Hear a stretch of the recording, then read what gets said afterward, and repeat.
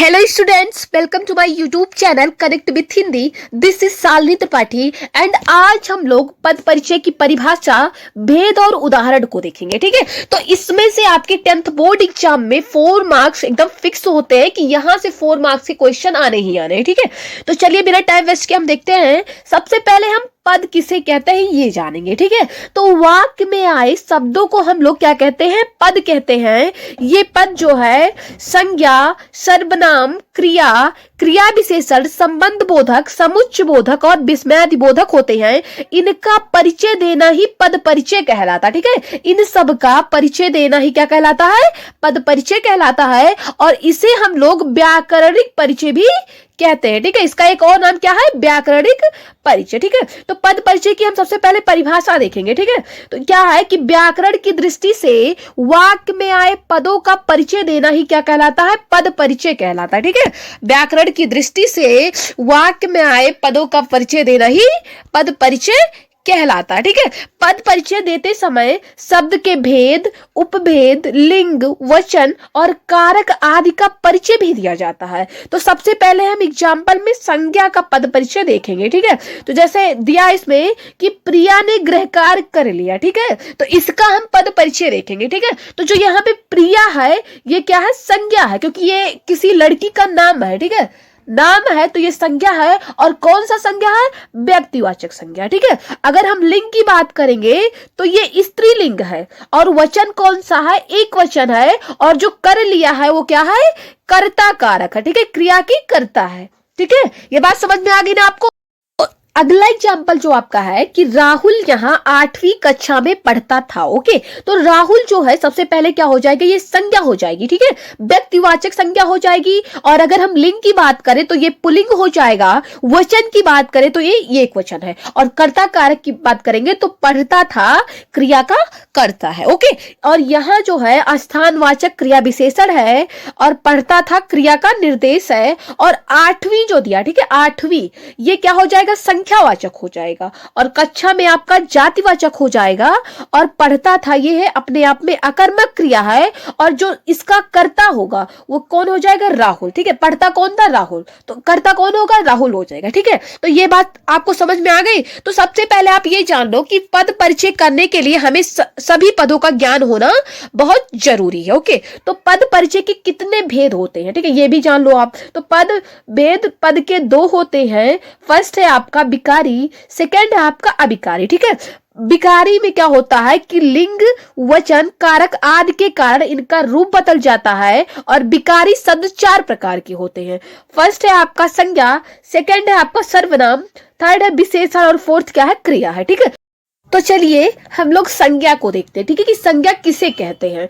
तो क्या दिया इसमें कि किसी व्यक्ति, वस्तु, स्थान, भाव आदि के नाम को बताने वाले शब्दों को हम लोग क्या कहते हैं?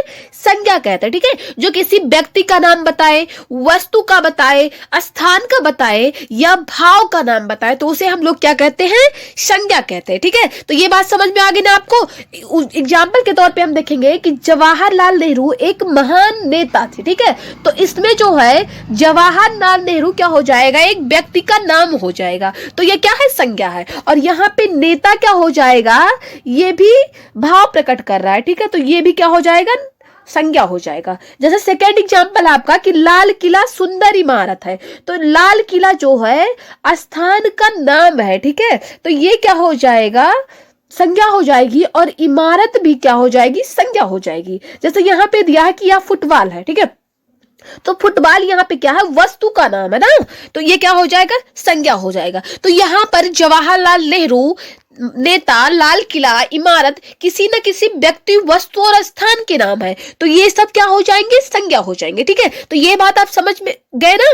तो चलिए सबसे पहले हम ये जानेंगे कि संज्ञा के कितने भेद होते हैं। तो संज्ञा के कितने भेद होते हैं? 5 भेद होते हैं। फर्स्ट है आपका व्यक्तिवाचक संज्ञा, सेकेंड है जातिवाचक संज्ञा, थर्ड है भाववाचक संज्ञा, लिए अब हम लोग व्यक्तिवाचक संज्ञा को देखते हैं। ओके, तो इसमें क्या दिया है कि जिस संज्ञा शब्दों से किसी विशेष व्यक्ति, प्राणी, वस्तु और स्थान आदि का पता चलता है उन्हें हम लोग क्या बोलते हैं, व्यक्तिवाचक संज्ञा कहते हैं। ठीक है, इसमें किसी विशेष व्यक्ति, विशेष प्राणी, विशेष वस्तु और विशेष स्थान का पता चले तो हम क्या बोल देंगे, उसको व्यक्तिवाचक संज्ञा बोल देंगे। ठीक है, आगे हम देखते हैं क्या है कि विशेष व्यक्तियों के नाम, ठीक है, जैसे महात्मा गांधी हो गया, लक्ष्मीबाई, चंद्रशेखर आजाद, सुभाष चंद्र बोस, ये सब क्या है, विशेष व्यक्तियों के नाम है। ठीक है, और विशेष प्राणियों के नाम में हो जाएगा कामधेनु जो गाय है, ठीक है, एरावत जो हाथी है। ठीक है, तो इसमें विशेष प्राणी का नाम आया। ठीक है, तो ये क्या हो जाएगा, व्यक्तिवाचक संज्ञा की श्रेणी में आ जाएगा।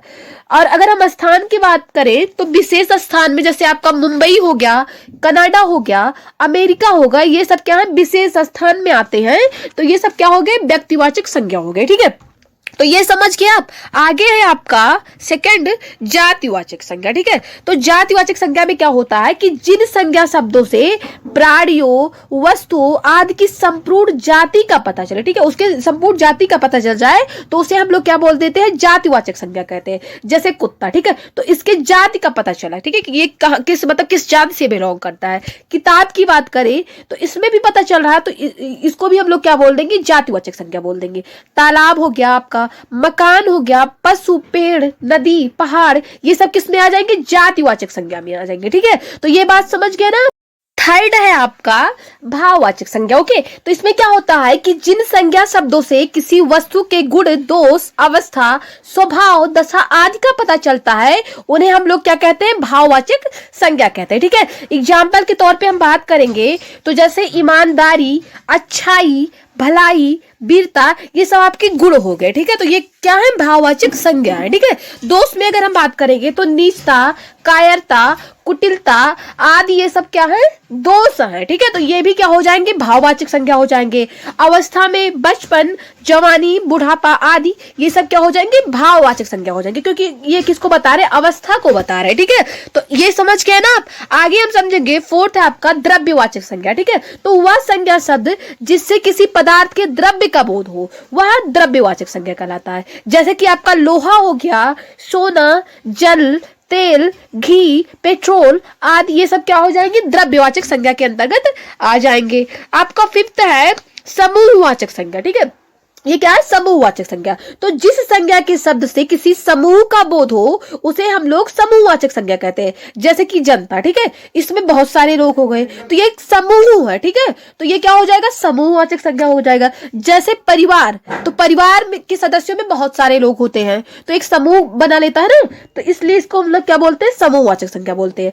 सेना हो गया आपका, कक्षा हो गया, पुलिस, ये सब क्या हो जाएगा, समूहवाचक संज्ञा के अंतर्गत आ जाएगा। ठीक है, अब हम बात करेंगे लिंग की। ठीक है, लिंग क्या है, ठीक है, तो शब्द के जिस रूप से उसके पुरुष जाति या स्त्री जाति के होने का पता चलता है उसे हम लोग लिंग कहते हैं। लिंग के दो भेद होते हैं, फर्स्ट है आपका पुल्लिंग और सेकंड है आपका स्त्रीलिंग। ठीक है, तो सबसे पहले हम ये जानेंगे कि पुल्लिंग क्या है। ठीक है, तो देखते हैं कि जिन शब्दों से उनके पुरुष जाति होने का पता चलता है उन्हें हम लोग क्या कहते हैं, पुल्लिंग कहते हैं। जैसे कि खरगोश हो गया आपका, बंदर, गधा, आदमी, शेर, धोबी, माली और नल, ये सब किस में आ गए, पुल्लिंग में आ गए। ठीक है, सेकंड क्या है, स्त्रीलिंग। ओके, तो इसको देखते हैं कि जिन संज्ञा शब्दों से उनके स्त्री जाति के होने का पता चलता है उन्हें हम लोग क्या बोल देते हैं, स्त्रीलिंग कहते हैं। ठीक है, जैसे माता हो गया, छात्रा हो गया, गाय, नारी, सीढ़ी,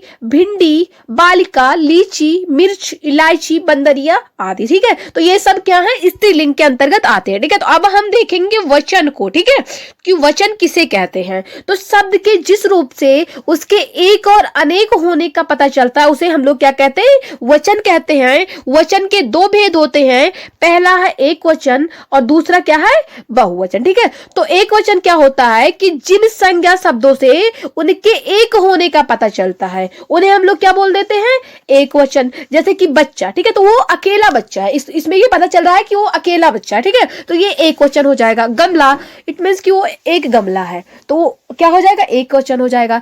केला, दरवाजा, लड़की, चम्मच, दीवार आदि ये सब क्या हो जाएंगे, एक वचन के अंतर्गत आएंगे। ठीक है।